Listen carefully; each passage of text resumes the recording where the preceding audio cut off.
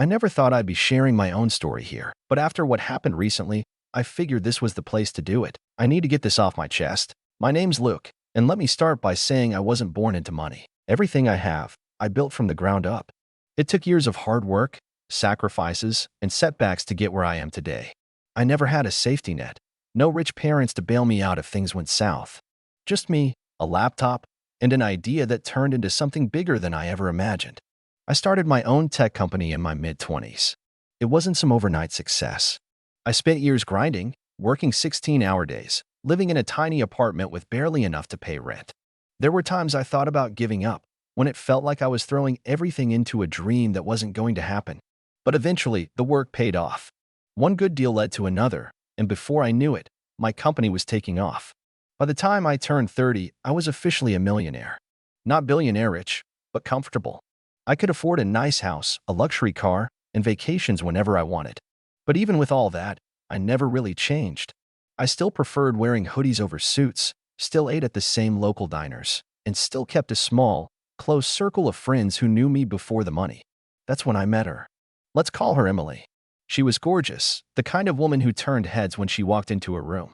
But more than that, she was charming, the kind of person who made you feel like you were the most interesting person in the world when she talked to you.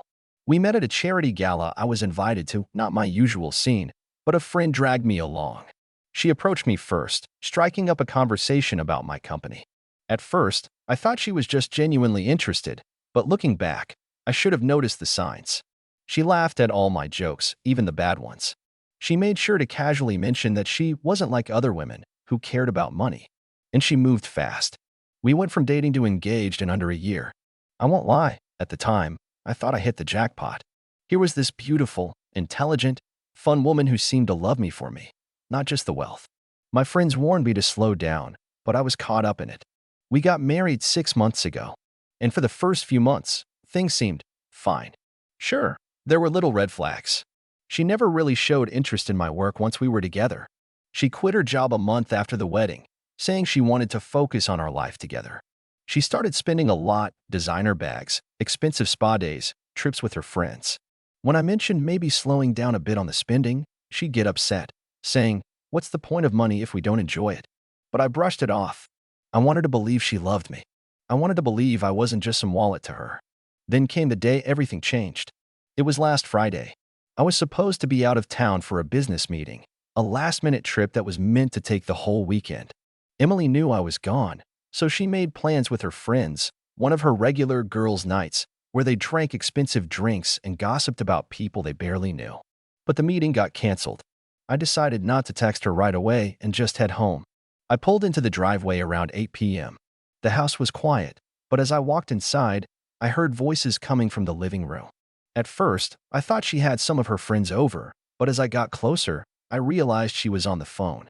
I wasn't trying to eavesdrop, but the second I heard my name, I stopped in my tracks. I'll never forget what I heard next. Emily let out this laugh, one of those fake, high-pitched laughs she always used when she was showing off. And then she said, "Oh, please. Luke's just a temporary fix. Once I have his money, I'm gone." I felt like the air had been sucked out of the room. She kept talking, completely unaware I was standing just a few feet away.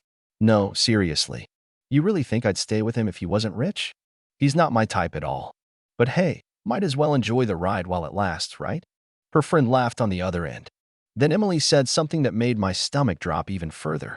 "I give it a year, maybe less. By then, I'll have enough saved up to make a clean break. And let's be real, divorce means I'll be set for life." I just stood there, frozen. My own wife, the woman I thought I'd spend my life with, was openly admitting she was using me, that she never loved me, that I was nothing more than a bank account to her. I pulled my phone out of my pocket, my hand shaking, and hit record. Because if she thought she was about to play me, she had another thing coming. I stood there for a moment, staring at my phone as Emily's words echoed in my head. She was planning to take me for all I was worth, and I couldn't believe I'd been blind to it for so long. It hurt, but more than that, it made me angry. So angry that my fingers nearly shook as I slipped my phone into my pocket. But I wasn't going to let her see that. No, I couldn't give her the satisfaction of seeing me fall apart, not when I'd finally figured out what kind of person she really was. I took a deep breath, pushed my emotions aside, and walked back into the living room. Emily and her friends were still chatting, a little more quietly than before, but the moment I entered, the conversation paused. They all turned their heads toward me with a mix of smiles and slightly nervous glances. Emily's smile was the widest, but it didn't quite reach her eyes. "Hey babe," she said, trying to sound casual. "Everything okay?" "Yeah," I replied, keeping my voice level. "Just needed to grab something from the office." I looked around at the group, offering a polite smile. "I'll be upstairs if you need me." Emily nodded, her smile still plastered on her face. "Okay, I'll be up to join you later," she said, but I didn't miss the flicker of uncertainty in her eyes. I ignored the unsettling feeling creeping in and gave a nonchalant wave before heading upstairs to my study. I tried to tell myself that I needed to stay calm, that I shouldn't rush anything. But I couldn't help it. The tension was unbearable. Once inside, I leaned against the desk, breathing deeply and collecting my thoughts. I still had Emily's conversation fresh in my mind, but the weight of what I just learned was making it hard to focus. I needed to act, but not out of impulse. I had to be careful with my next steps. So, I pulled out my phone and scrolled to my lawyer's contact. I'd been through enough legal matters to know that when you're dealing with something this serious, it's better to act quickly and with precision. I needed my lawyer's advice to make sure I did everything by the book. I hit the send button, firing off a quick message: "We need to talk. Get back to me as soon as possible. I'm available tonight." Then, I sat back in my chair, staring at the screen, waiting for the reply. Minutes passed, and then an hour. I checked the time again. Still nothing. I felt the itch of impatience start to creep in. How long did it take to read a text and send a response? I glanced at the screen again. Nothing. I had a gut feeling my lawyer was busy, but I didn't like waiting, especially not with the weight of this situation hanging over my head. It was another half hour before I heard the ping of a new message. My heart skipped a beat as I checked my phone. It wasn't the response I was hoping for. The message came from my lawyer's office, not my lawyer himself. It said, "Sorry for the delay, Luke. Your lawyer will be able to meet with you first thing tomorrow morning. We'll review your case then." Tomorrow morning. I let out a frustrated sigh, but there was nothing I could do to change it. The waiting was killing me, but I had to respect the process. I couldn't rush things, especially not when I was so close to everything I needed to secure. I put the phone down and took another deep breath. Emily would still be downstairs, oblivious to the storm that was about to hit. I wasn't about to give away my next move just yet. She had no idea how much I knew now, and I was going to let her enjoy her little game for just a little bit longer. I spent the next few hours in my study, scrolling through legal documents, reviewing the prenup we'd signed years ago. That had been my biggest safeguard all along, and now it was going to be the key to shutting down her plans. If there was anything I learned from building my wealth, it was that you always protect your assets first, whether that meant investments, property, or, apparently, marriage. The time passed slowly, and I could hear Emily's footsteps upstairs as she walked in and out of the room, preparing to get ready for bed. Her friends had left by then, so I figured she would try to come check on me soon. I heard a knock at the door. "Luke." It was her voice again, soft, careful. "Can we talk?" I didn't jump at the chance to open the door immediately. Instead, I took a moment, sitting back in my chair and composing myself, before I finally stood up and walked toward the door. I opened it, not giving anything away. I had to play this right. "Hey," I greeted her coolly, keeping my expression as neutral as possible. "What's up?" She stood there in the doorway, wearing one of my old shirts, her hair still damp from the shower. I noticed her eyes were slightly red. "I just thought we could relax tonight. Maybe catch up on some shows or something. I feel like we haven't had any time together lately," she said, her voice soft, almost pleading. I looked her over, trying not to show any emotion. "Sure, sounds good. But I've got a lot of work I need to finish." "Rain check." Her smile faltered for just a second, but she recovered quickly. "Of course. I just wanted to make sure everything was okay. You've been acting a little distant lately." I nodded, giving her a tight smile. "I'm fine. Just been busy. I'll be downstairs soon." She nodded slowly, clearly wanting to say more, but didn't. Instead, she gave me a soft, forced smile before turning and walking back down the hallway. I didn't move for a moment, just staring at the closed door. My chest tightened, a mix of anger, frustration, and something else I couldn't quite name. It was hard to look at her and still see the woman I had married, but that was the game now, wasn't it? She was playing me for a fool, and I wasn't going to let her get away with it. Tomorrow, things would change, but tonight, I had to wait. The next morning felt like it took forever to arrive. I had barely slept, tossing and turning as I thought about what I'd overheard the night before. I couldn't get the image of Emily's smirk out of my mind, how confident she had been, how she thought she had me all figured out. That was the part that stuck with me. She didn't know I'd figured her out. By the time the sun was up, I was pacing around my study, reviewing everything in my mind again. The prenup, the lawyer, the steps I had to take to make sure everything went smoothly. I wasn't going to give Emily a chance to ruin me. She wouldn't even see it coming. I grabbed a quick breakfast, trying to push the nerves away, but they were still there, fluttering in my stomach. The last thing I wanted was to go through with this. Divorce was messy, no matter how justified you were. But this was different. She had crossed a line. I wasn't going to let her manipulate me into giving her everything. When I finally arrived at the lawyer's office, I was greeted by my attorney's assistant, a friendly but no-nonsense woman who quickly ushered me into the meeting room. My lawyer, Mark, was already there, flipping through a stack of papers. "Luke, good to see you again. Thanks for coming in on short notice. I know this isn't the easiest situation." Mark offered me a handshake before sitting down across from me. I sat down too, leaning forward. "You have no idea. I need your help with something important." Mark's eyes narrowed in concern as he folded his hands. "What's going on?" I took a deep breath, steeling myself. It felt strange, even after everything that had happened, to talk about my personal life in front of someone else, but I had no choice. My wife, Emily. I think she's been planning to leave me once she gets everything she wants. She's been talking about taking me for my money, and I overheard her saying she's only with me for the financial gain. Mark raised an eyebrow, his expression shifting to one of caution. "That's a serious accusation, Luke. Do you have anything to back this up?" I hesitated for a moment but then nodded. I recorded part of the conversation. She was talking to one of her friends about how she's going to get everything from me when the time comes. She thought I wasn't around. Mark leaned back in his chair, nodding slowly. "I understand. I'll take a look at the recording in a minute, but let's talk about the specifics. You mentioned a prenup earlier. Do you have it with you?" I reached into my bag and handed over the prenup papers, feeling a sense of relief that everything was already in place. The prenup had been something I'd insisted on, even when Emily wasn't happy about it. She had called me paranoid at the time. I guess she was right to think I was paranoid, except I wasn't paranoid about her cheating. I was paranoid about her greed. Mark skimmed over the prenup, nodding as he read through it. "This is solid. You're protected. If what you say is true, she's not going to get any of your assets, and she might even owe you in the end. But this situation is delicate. We'll have to proceed carefully." I could feel my stomach tighten. This was real now. It wasn't just a feeling anymore. I had the evidence. I had the legal protection. I had the strength to do what needed to be done, but it still didn't make it any easier. After a few more minutes of talking strategy, Mark handed me a set of divorce papers. "These are ready to go. You can serve them at any time, but I suggest waiting for the right moment. If you want to catch her off guard and ensure she doesn't make a scene, you'll need to do this at the right time." I took the papers from him, feeling the weight of them in my hands. It was like holding a ticket to a new life, one that didn't involve manipulation or deceit. It was the moment of truth. "I'll give her the papers when the time is right," I said quietly, making sure my voice didn't waver. "But I need to make sure everything is in place first. I don't want her to get away with anything." Mark gave me a reassuring smile. "You've got everything you need. Just make sure you stay calm and collected when you serve the papers. It's going to be emotional, but you're in control." I nodded, standing up. "Thanks, Mark. I appreciate all your help."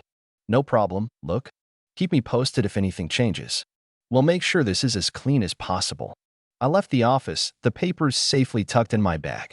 My mind raced as I drove back home. I couldn't believe this was really happening. I was about to confront Emily, about to end a chapter of my life that I'd never imagined I'd be ending. But I had to do it. I had to stand my ground. When I got home, the house was eerily quiet. Emily's car was in the driveway, but I didn't hear any sounds coming from inside. I took a moment to compose myself before walking in, making sure my expression was calm and neutral. I could hear her moving around upstairs, probably getting ready for the day. I paused for a second, then walked into the living room. I took a deep breath and sat on the couch, tapping my fingers on the armrest as I waited. My heart was racing, but I kept telling myself to stay calm. This was it. The moment I had been preparing for. The moment when I would stop pretending, stop playing her game. A few minutes passed before Emily came down the stairs, her usual bright smile on her face. "Hey, babe, good morning. How'd your meeting go?" I looked at her, my heart pounding, but I didn't let her see it. I gave her a small smile, the kind that didn't reach my eyes. It went fine. I need to talk to you about something, though. Her expression faltered for just a second, but she quickly recovered. Of course. What's up? I reached into my bag and pulled out the divorce papers, sliding them across the coffee table toward her. I know what you've been planning, Emily. I overheard everything. The games are over. Her smile disappeared as she stared at the papers in front of her. For a moment, there was silence, thick and suffocating. She reached for the paper slowly, her fingers trembling just slightly. I leaned back, watching her carefully, my mind already racing through what would come next. The ball was in her court now, but I didn't think she was prepared for this. Not at all. She stared at the divorce papers for what felt like an eternity. Her eyes flickered between the papers and me, a mix of disbelief and confusion flashing in her expression. It was as if she couldn't quite process what was happening. Finally, her hand shot out to grab the papers, her fingers trembling as she picked them up, glancing at the top. The color drained from her face when she saw the heading, Petition for Divorce. What is this? She asked, her voice coming out shaky, though she quickly tried to mask it with an irritated tone. Look, this isn't funny. You're being ridiculous. I didn't respond, letting her squirm. She needed to fully process this. She needed to see the reality of what I had done. She flipped through the papers, her face flushing as she saw the terms. Her eyes widened when she reached the part about the prenup, where it was clearly stated that I was entitled to the majority of our shared assets due to her breach of trust. She stood up abruptly, pacing the room as she clutched the papers in her hands. Her voice began to rise, shaky at first, but gaining strength with every word. You can't be serious. Look, this is insane. We've been together for 4 years. You can't just throw everything away like this. I'm not throwing anything away, I said calmly, standing up and crossing my arms. But you've been planning this for a while, haven't you? Using me, pretending to be someone you're not, all while you worked your way into my life, my bank account, and now you think you're entitled to everything I've worked for. She opened her mouth to speak, but then she closed it again, her hands fidgeting with the edge of the papers. She was panicking now, and I could see her mind scrambling for some excuse or way to explain her actions. No, she said after a long pause, her voice barely above a whisper. You're making a mistake. Look, I wasn't using you. I love you. I've always loved you. Please. Her voice cracked slightly as she took a step toward me, her expression pleading. Please, let's talk about this. We can work things out. I swear, I was just stressed. This isn't what I meant. I wasn't moved. The pleading, the change in tone, this was the exact manipulation I'd been expecting. The exact kind of thing I had known would happen once I called her out. She had no idea that I wasn't just some naive fool. I'd seen it all before, in her eyes the night I overheard her. I'm not interested in hearing your excuses, Emily, I said flatly. I heard what you said to your friends. You thought I wasn't listening. Thought you could play me. Well, you were wrong. I've known for a while, and this, I motioned to the papers. This is the result. Her face twisted in confusion, then anger, as she stomped her foot in frustration. You think I'm some gold digger? Her voice broke as she shouted. You think I'm just using you for your money? How dare you? I remained calm, watching her rage as she circled the living room. This was the part where she'd try to turn the tables, where she'd try to make me feel guilty or question my decision. But I wasn't going to fall for it. Do you remember that conversation you had last night? When I wasn't home? I asked, finally breaking my silence. Her face immediately paled. What? What are you talking about? I leaned forward, watching her carefully. The one where you told your friend that once you got my money, you'd leave me. How I was just a stepping stone to you, and once the wedding was paid for, you'd be done with me. Her eyes widened, her lips trembling as she took a step back. She looked like a deer caught in headlights, her earlier bravado evaporating in an instant. You were listening? You were spying on me. Her voice rose in disbelief. I wasn't spying on you, Emily, I replied, my tone cold now. I just wasn't as oblivious as you thought I was. And unlike you, I don't make decisions based on lies. She stood frozen for a moment, as if trying to process everything. Then, in a desperate attempt to save face, she tried to laugh it off, but it sounded hollow and forced. Oh, come on, Luke. This is ridiculous. You know I was just joking around, right? It was nothing serious. You can't just throw our whole relationship away over a stupid conversation. You've been overreacting to everything. I didn't laugh. I didn't flinch. I wasn't going to let her deflect anymore. You're right about one thing. You were joking around. But the joke's on you. You really thought you could manipulate me and get away with it, didn't you? But I'm not the one who's going to walk away from this with nothing. Her face twisted in frustration as she took a few steps toward me, suddenly putting on a false smile. Luke, please. I can't lose you. We've built so much together. You can't just walk away from everything we've created. Please, let's not do this. I finally stood up, my eyes narrowing. You had your chance, Emily. This is over. Her expression shifted to something colder, more calculating, as she realized what I meant. You think this is over? You really think I'm just going to let you keep everything? You have no idea who you're dealing with, Look. You signed that prenup, yes, but you think I don't know how to fight back? You think I won't take you to the cleaners in this divorce? She smirked, as if she had won already. I'll get my money one way or another. Don't think I won't. I just smiled, feeling a sense of satisfaction build up inside me. That's where you're wrong. You won't get a cent from me. Not a penny more than what you deserve. I reached into my bag and pulled out the prenup papers. I know the terms better than you do, and I'm not going to back down. The moment her eyes scanned the document, her smirk faded, replaced by panic. She took a few steps back, her mind racing as the reality of what was happening hit her like a ton of bricks. You think I can't find a way around this? She spat, her voice cracking now with anger. You think I'm just going to let you win? I shook my head. I don't need to win, Emily. I just need to make sure you don't get away with it. With that, I turned and walked out of the room, not giving her a chance to respond. I could hear her shouting behind me, but I didn't care. The worst was over. I had everything in place. She wasn't going to get away with it. She had already lost. It's been a few months since that day, and honestly, it's surreal to look back at it all. The whole process took a lot of time, a lot of effort, and a lot of emotional strain, but I knew I was doing the right thing. The day I handed Emily those divorce papers, everything shifted. I wasn't just walking away from a failed marriage. I was walking away from a manipulation I had been blind to for far too long. The divorce itself was a bit of a mess, as expected. Emily fought tooth and nail, trying to get as much money as possible out of me, using every trick in the book. But the prenup was airtight. She couldn't touch anything I had worked for. It didn't stop her from trying, though. The drama was endless. Phone calls, emails, late-night texts begging me to reconsider, threats of ruining my reputation, and even her lawyer making some baseless accusations.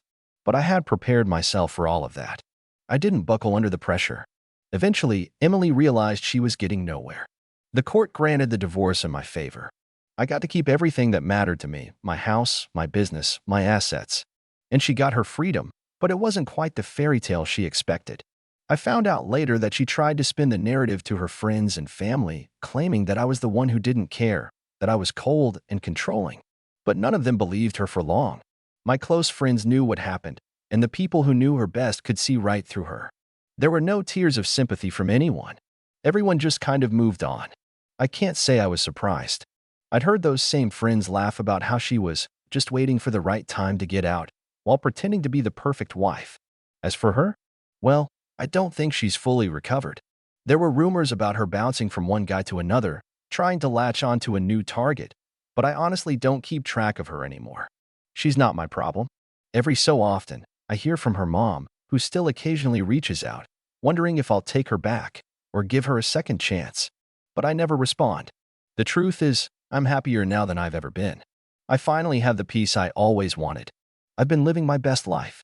I've had more time to focus on my business and travel the world, checking off things from my bucket list that I'd put off for far too long.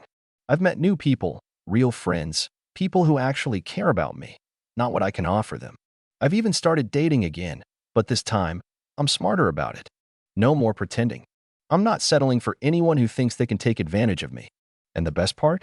I don't have to worry about anyone pretending to love me for my money anymore. I can finally relax and enjoy my life without the constant weight of manipulation hanging over me. It's amazing how much lighter life feels without that toxic cloud following me around. I'm not angry anymore, either. I'm just grateful. Grateful that I saw through the lies before it was too late. Grateful that I had the strength to walk away. The moral of the story? Never let anyone take advantage of you, no matter how good they make you think they are. You'll always be worth more than their manipulative schemes. And if you ever find yourself in a similar situation, don't be afraid to take control of your life. Trust your instincts, get out before it's too late, and remember, you deserve better. I'll be just fine. And I'm living proof that sometimes, Things really do get better after you walk away from the toxic people who try to bring you down.